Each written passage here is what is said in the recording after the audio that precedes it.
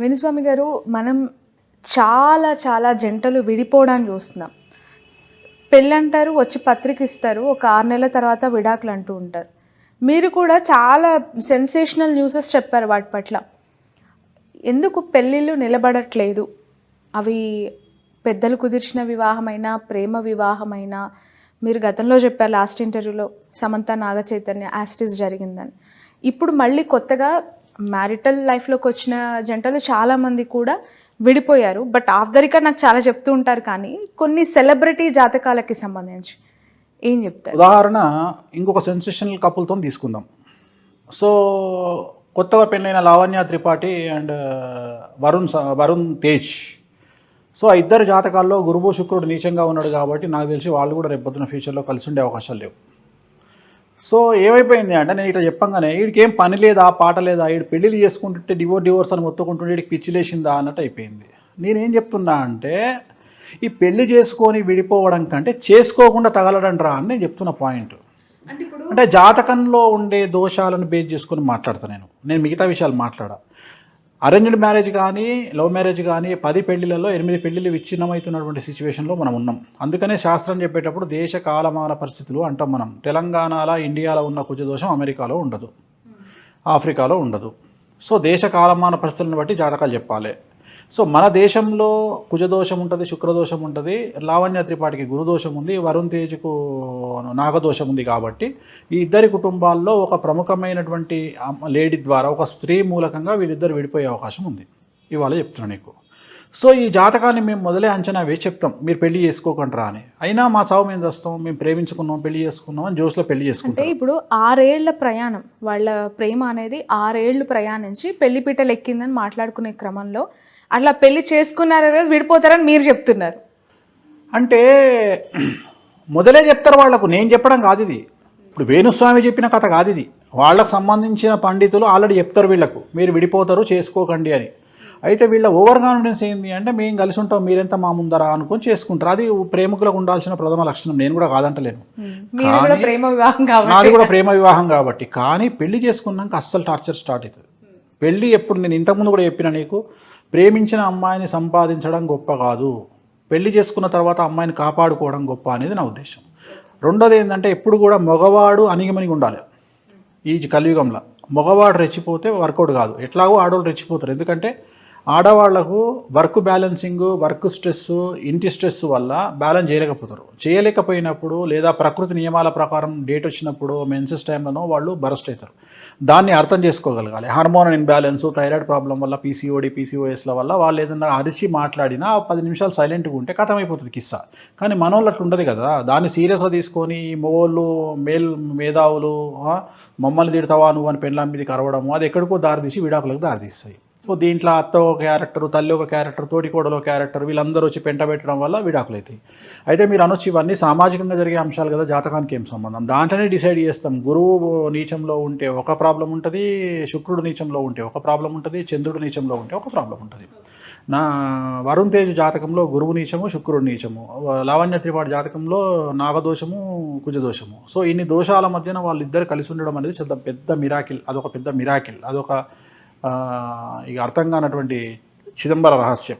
Okay, అంటే ఇప్పుడు mega ఫ్యామిలీకి సంబంధించి ఎప్పుడు కూడా ఏదో ఒక న్యూస్ టాక్ ఆఫ్ ద టౌనే. మనం గతం మెగా ఫ్యామిలీ అని కాదమ్మా, తప్పది మాట్లాడుకోవడం. ఎందుకంటే ప్రతి కుటుంబంలో ఉంటుంది. వాళ్ళు సెలబ్రిటీస్ కాబట్టి బయట తెలుస్తుంది. మన పక్కింట్లో ఏం జరుగుతుందో మనం, అది సెలబ్రిటీ కాదు కాబట్టి చెప్పం అంతే. సో అలానే అంటే ఇది సెలబ్రిటీ ఫ్యామిలీకి కాబట్టి ఇంత చర్చ కూడా జరుగుతుంది. నేను కూడా అందుకనే చెప్తా కదా, మీరు నాగ చైతన్యకి డివోర్స్ అవుతాయని చెప్పారు, అఖిల్ కి పెళ్లి కాదు డివోర్స్ అవుతాయని చెప్పారు. ఇప్పటి వరకు ఆయన కూడా కెరియర్ కూడా ఎఫెక్ట్ ఉంటుంది, ఆయన సెట్ కాడని చెప్పిన. ఎందుకంటే ఆయన జాతకంలో ఉన్న దోషము. మా చుట్టమేమో నాకీలు, నాకు శత్రువా ఎందుకు చెప్తా? సో ఇవన్నీ ఉన్నాయి, నేను చెప్పినవి చాలా ఉన్నాయి. నేను చెప్పినవి అన్నీ తవ్వుకుంటూ కూర్చుంటే నేను చెప్పిన 100లో 98 సక్సెస్. నా సక్సెస్ రేట్ 98. నేను చెప్పినవి ఆల్మోస్ట్ ఆల్ జరిగినాయి. అసలు నేను చెప్పినవి జరగలేదు అనేది వెతికితే కష్టం, అసలు జరగకుండా ఉండవు. కాకపోతే ఆ టైం వరకు వెయిట్ చేయాలి అంతే. రెండోది ఏంటంటే, ఎందుకు చెప్తున్నావు అంటే పబ్లిసిటీ కోసం చెప్తున్నావు. బరాబర్ చెప్తా. నా లైఫ్కు నేనే CEO. నా లైఫ్కి నేనే సీఈఓ. మరి నన్ను నేను ప్రమోట్ చేసుకోవాలి. ఎవడు చేస్తాడు నన్ను? బట్ అలా ఒకరి లైఫ్ ని పబ్లిక్ ఫిగర్స్ సెలబ్రిటీ స్టేటస్ వాళ్ళని మాత్రమే అనుభవిస్తున్న చెప్తా.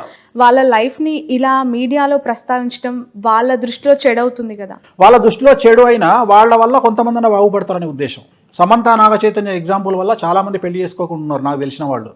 అంటే వేణుస్వామి నిజాలు చెప్తాడు, సమంత నాగచైతన్యది ఇట్లా అయ్యింది కాబట్టి మేమిద్దరం వస్తాం అని నా దగ్గరకు వచ్చి కూర్చొని, స్వామి గారు మేమిద్దరం పెళ్లి చేసుకుంటాం, మా ఇద్దరికి షష్టాష్టకాలు అయినాయా, మేము చేసుకోవాలా వద్దా అని అడిగితే అమ్మాయి ఏమంటుంది? తల్లిదండ్రులకు చెప్తుంది అమ్మాయి, వేణుస్వామి చెప్పితే నిజంగా నమ్ముతా, లేకుంటే నా పిల్లగానే చేసుకుంటా. కొన్ని అంచనాలు తప్పొచ్చు కదా మీరు చెప్పిన ప్రెడిక్షన్స్. అంచనాలు తప్పవు, టైం తప్పుతుంది. నేను డిసెంబర్ అంటే అది జూన్కి వెళ్ళొచ్చు, నేను జనవరి అంటే జూన్కి వెళ్ళొచ్చు, కానీ అంచనాలు తప్పవు, జరిగి తీరాల్సిందే. పాలలో ఉప్పు వేస్తే 100% పాలు విరిగిపోవలసిందే. కానీ అది పాలు పొంగినప్పుడు ఇరిగిపోయినాయా, పొయ్యి మీద వెట్టంగానే ఇరిగిపోయినాయా, దించేటప్పుడు ఇరిగిపోయినాయా అనేది తేడా. సో జరిగి తీరాల్సిందే. సో చాలామంది మారుతున్నారు. నేను చెప్పడం వల్ల షష్టాష్టకాల గురించి, సమంత నాగచైతన్య గురించి మాట్లాడినప్పుడు చాలామంది రియలైజ్ అవుతున్నారు. చాలామంది వేణుస్వామి దగ్గరకు వచ్చి మీరు చెప్పింది ఇంకా రబ్బర్ స్టాంప్ అని ఫిక్స్ అవ్వాలి. కాకపోతే నేనేం చేయలేను, నన్ను తిట్టుకున్నా నేనేం చేయలేను. ఇప్పుడు నేను నమ్మే వాళ్ళతో నాకు నా లింక్ అమ్మ, నమ్మనంతో నాకేం పని.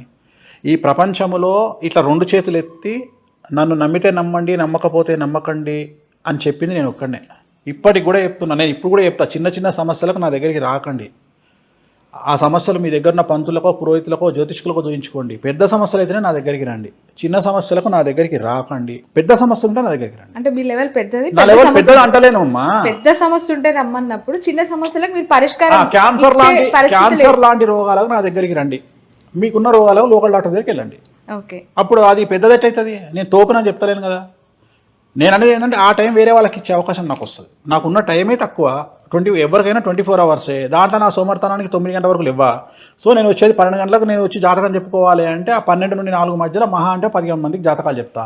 సో ఈ 15 మందికి చెప్పుకుంటూ పోతే ఎంతమందికి 8,000 మంది వెయిటింగ్ ఉన్నారు ఇప్పుడు ఈ రోజు కండిషన్, నేను ఎంతమందికి చెప్పుకోగలుగుతా? అందుకని దయచేసి మ్యాక్సిమం నా దగ్గరికి. ఇంకొంతమంది ఏం చేస్తారు, ఇప్పుడు ఒక క్లయింట్ నా దగ్గరికి వస్తాడు, ఒక రెమెడీ రాస్తా, తిరునల్లారు పోయి పూజ చేయించుకొని రండి.